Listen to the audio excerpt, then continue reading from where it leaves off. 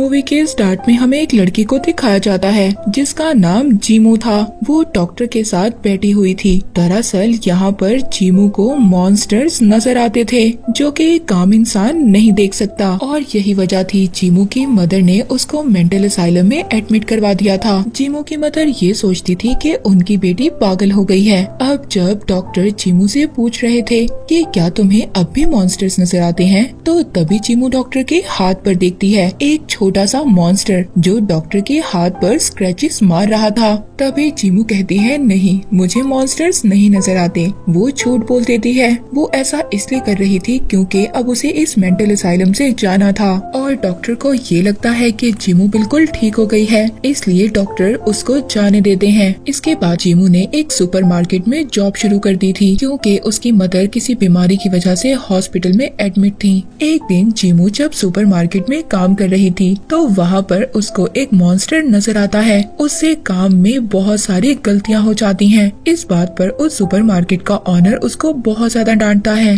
और वो जीमू को ये सजा देता है कि वो बाहर जाकर पैम्फलेट्स को बांटेगी। जब ये बाहर पैम्फलेट्स बांटने के लिए जाती है तभी बाहर उसको एक आदमी मिलता है जिसका नाम मेंग था।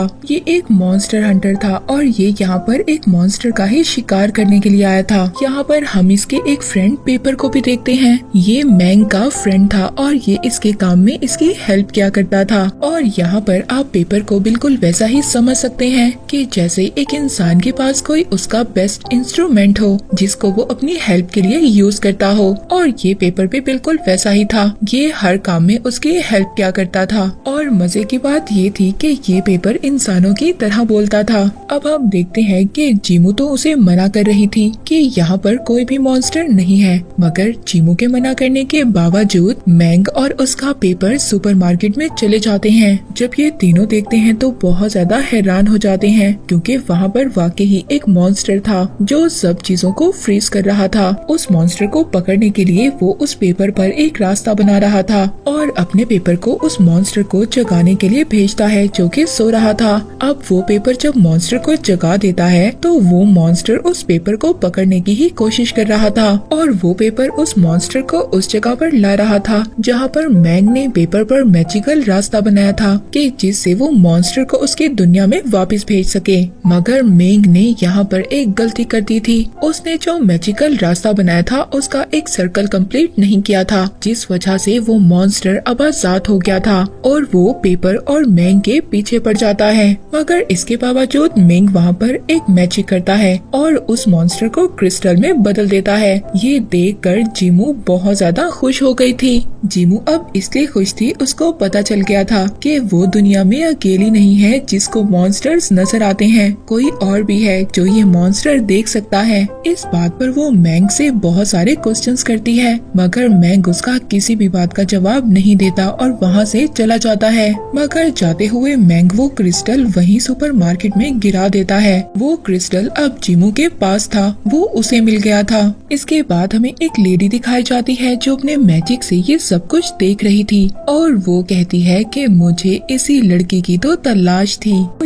यहाँ पर जीमू के बारे में बात कर रही थी। अब वो लेडी अपने एक मॉन्स्टर हंटर को जीमू के पास भेजती है, उसको अपने पास बुलाने के लिए। ये लेडी जीमू से क्या चाहती थी ये हमें आगे जाकर पता चलेगा। इसके बाद हमें जीमू को दिखाया जाता है उस सुपरमार्केट में जितनी भी तोड़ फोड़ उस आदमी मेंग ने की थी उसका सारा इल्जाम जीमू पर आ गया था और ये न्यूज हर जगह पर फैल चुकी थी। और अब जीमू की जॉब तो चली जाती है और साथ ही साथ उसके घर का ऑनर भी उसको घर से बाहर निकाल देता है। वो ऑनर अभी भी ये समझ रहा था कि जीमू का पागलपन खत्म नहीं हुआ, इसको मॉन्स्टर्स अभी भी नजर आते हैं।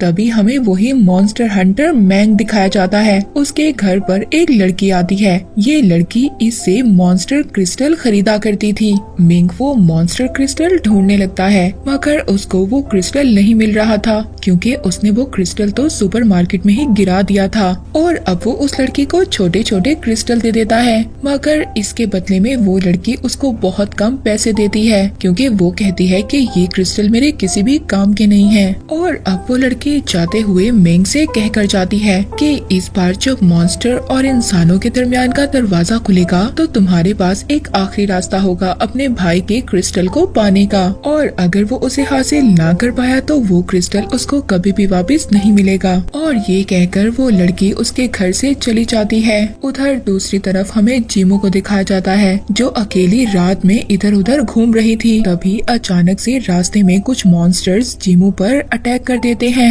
ये सब कुछ मेंग के घर के पास हो रहा था, इसी वजह से उसको भी ये पता चल गया था कि उसके घर के आसपास कुछ मॉन्स्टर्स हैं। और जब वो बाहर जाकर देखता है तो उसे पता चलता है कि ये सारे मॉन्स्टर्स जीमू के पीछे हैं, इसीलिए अब वो उसकी हेल्प करता है।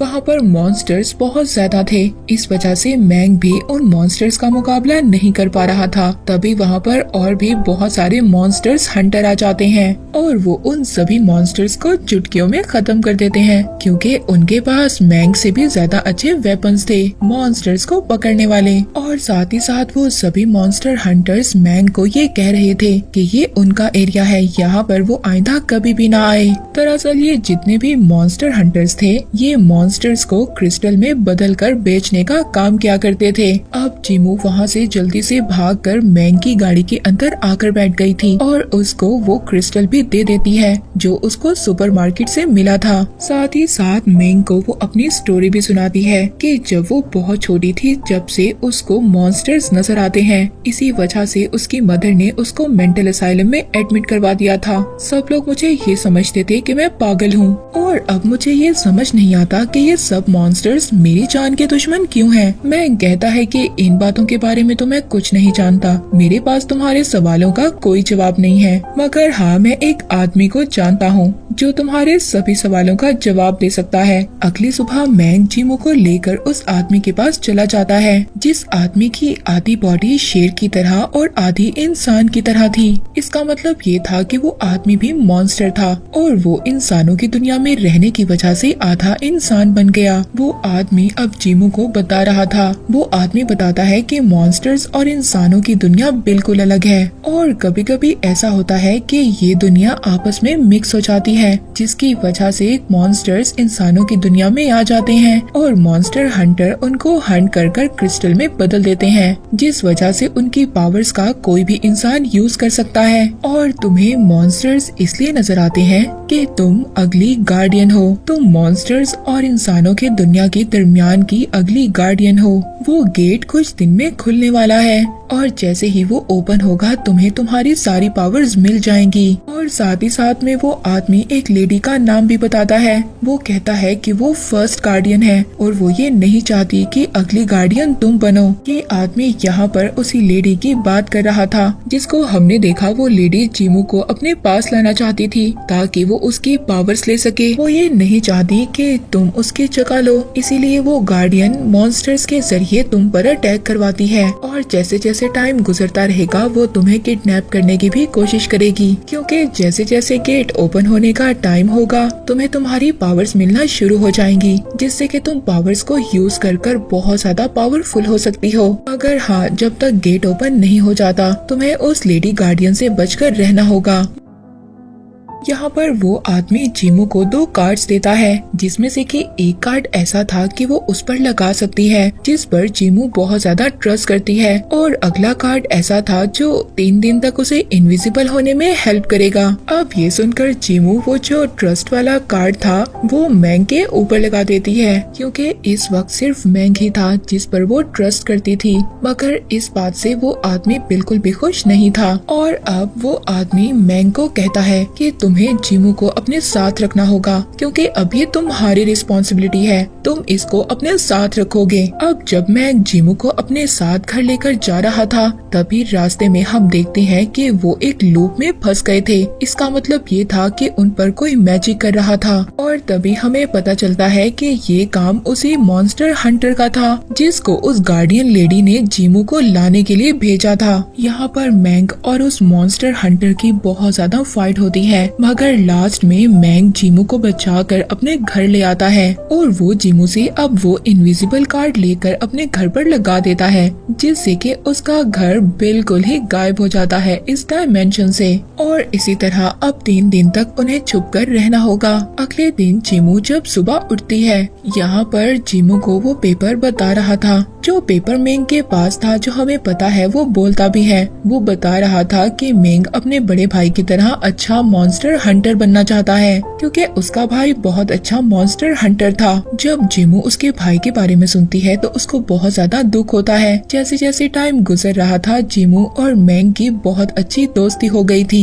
एक दिन जीमू के पास कॉल आती है। उसे पता चलता है कि उसकी मदर की हालत बहुत ज्यादा खराब है। डॉक्टर कह रहे थे कि जल्द ही ऑपरेट करना होगा, जिसके लिए उनको जीमू के साइन चाहिए। ये सुनकर जीमू बहुत ज्यादा परेशान हो गई थी। तभी वहाँ पर एक अजीब सा मॉन्स्टर आ जाता है। वो पेपरमैन को बताता है कि ये एक ऐसा मॉन्स्टर है कि जो इंसान विश करता है उसे किस जगह पर जाना है, ये मॉन्स्टर उसे फौरन से उस जगह पर पहुँचा देता है, जिसको यहाँ पर अनजाने में ही सही मगर जीमू ने अपनी पावर से बुलाया है। इसका मतलब ये था कि जीमू की पावर्स आहिस्ता आहिस्ता आ रही थी। ये बातें सुनकर अब जीमू और मैंग उस मॉन्स्टर का यूज कर डायरेक्ट हॉस्पिटल पहुंच जाते हैं। जीमू अपनी मदर से मिलकर बहुत ज्यादा खुश हो रही थी, मगर यहाँ पर मैंग आकर सब कुछ समझ गया था। ये तो एक जादुई चक्कर था जिसमें उस लेडी गार्डियन ने इन दोनों को फंसा दिया था। इसका मतलब ये था कि उस लेडी गार्डियन ने ही जीमू को यहाँ पर बुलाया था। वो कहती है कि तुम्हारी मदर की ऐसी हालत की जिम्मेदार कोई और नहीं बल्कि तुम्हारी पावर्स हैं। वो जीमू को याद करवाती है कि याद करो जब तुम छोटी थी, तुमने गलती से अपनी पावर्स का यूज कर एक मॉन्स्टर को बुला लिया था और उसी मॉन्स्टर ने तुम्हारी मदर की ऐसी हालत की है। और वो बताती है तुम्हारी जो पावर्स हैं ये तुम्हारे लिए एक श्राप है। ये सुनकर जीमू को बहुत ज्यादा गुस्सा आ गया था और वो अब अपनी पावर्स का यूज कर वहाँ पर सब कुछ तोड़ने लग जाती है। वो लेडी गार्डियन उससे कहती है कि मैं तुम्हारी अभी भी हेल्प कर सकती हूँ, तुम्हारी पावर्स को मैं सक कर लूंगी, जिससे कि तुम्हारे जितने भी करीबी लोग हैं उनको कोई भी नुकसान नहीं होगा और तुम एक आम जिंदगी गुजार सकोगी। अब जीमू उस लेडी गार्डियन की बातों में आ गई थी। वो लेडी गार्डियन जीमू को एक सुनसान जगह पर अपने साथ ले गई थी। वहीं पर दूसरी तरफ हम उस मॉन्स्टर हंटर को भी देखते हैं, जिसको इस लेडी गार्डियन ने ही भेजा था। उसने मैंग के पेपर को जला दिया था, उसको जलाकर खत्म कर दिया और साथ ही साथ वो अपनी पावर से मैंग के हाथ को भी जला देता है। अब मैंग के पेपर की राख उड़कर उसी आदमी के पास चली जाती है, जिसकी आधी बॉडी शेर की और आधी बॉडी इंसान की थी। वो पेपर जाकर उस आदमी को सब कुछ बताता है कि मैंग को आपकी जरूरत है। ये सुनकर वो आदमी अपनी पावर्स का यूज करता है और मैंग को अपने पास बुला लेता है और उसे कहते हैं कि हमारे पास अभी भी टाइम है, जीमू की पावर्स अभी भी उसके पास हैं और क्योंकि वो तुम पर ट्रस्ट करती है तुम्हें हर हालत में उसे बचाना होगा। अब वो आदमी उसी पेपर की राख का यूज कर मैंग का हाथ बना देता है। मैंग को ये बहुत अच्छा लग रहा था और मैंग अब उसी मॉन्स्टर की हेल्प से जीमू के पास पहुंच गया था और उसका एहसास जीमू को भी हो गया था। हालांकि यहाँ पर उस लेडी गार्डियन ने अपना मैजिक स्टार्ट कर दिया था उसकी पावर्स को लेने के लिए, क्योंकि गेट जल्द ही ओपन होने वाला था। मैंग वहाँ पर पहुँच गया था जीमू को बचाने के लिए। तभी उसके रास्ते में वही मॉन्स्टर हंटर आ गया था जिसके पास फायर पावर थी। वो मैंग से फाइट करता है उसको रोकने के लिए। वहीं पर वो गेट ओपन होना स्टार्ट हो गया था। तभी मैंग और उस मॉन्स्टर हंटर को एक क्रिस्टल नजर आता है। दरअसल ये क्रिस्टल मैंग के भाई का था, जिसको मैंग हमेशा से लेना चाहता था और इसी क्रिस्टल को हासिल करना मैंग का ड्रीम था कि इस क्रिस्टल को जो भी हासिल कर लेगा वो सबसे ज्यादा पावरफुल मॉन्स्टर हंटर बन जाएगा। इसीलिए वो दूसरा मॉन्स्टर हंटर जो गार्डियन का था वो भी इस क्रिस्टल को हासिल करना चाहता था। इस क्रिस्टल को हासिल करने के लिए इन दोनों में बहुत ज्यादा फाइट होती है और लास्ट में ये क्रिस्टल वो दूसरा मॉन्स्टर हंटर ले लेता है, मगर उसके हाथ में आते ही उस क्रिस्टल की चमक गायब हो जाती है और तभी हम देखते हैं मैंग के हाथ को, जो कि राख से बनाया गया था और वो हाथ दोबारा से बनने लगा था। दरअसल मैंग ने उस क्रिस्टल को जब टच किया था तो उसकी सारी पावर्स मैंग के हाथ में आ गई थी और वो अब सबसे ज्यादा पावरफुल मॉन्स्टर हंटर बन गया था। वो अपनी पावर्स का यूज कर उस मॉन्स्टर हंटर को मार देता है और जल्दी से जीमू के पास जाता है। वो देखता है तो वो तो बेहोश थी। वो लेडी गार्डियन मैंग से कहती है कि तुमने तो आने में देर कर दी, क्योंकि कुछ ही देर बाद जीमू इस दुनिया से गायब हो जाएगी। इस बात पर मैंग अब जीमू से कह रहा था, हम दोनों ने यहाँ तक आने के लिए बहुत ज्यादा स्ट्रगल की है और अब तुम मुझे छोड़कर नहीं जा सकती। मैं तुम्हारा जिंदगी भर साथ दूंगा, तुम्हारी सेफ्टी करूंगा।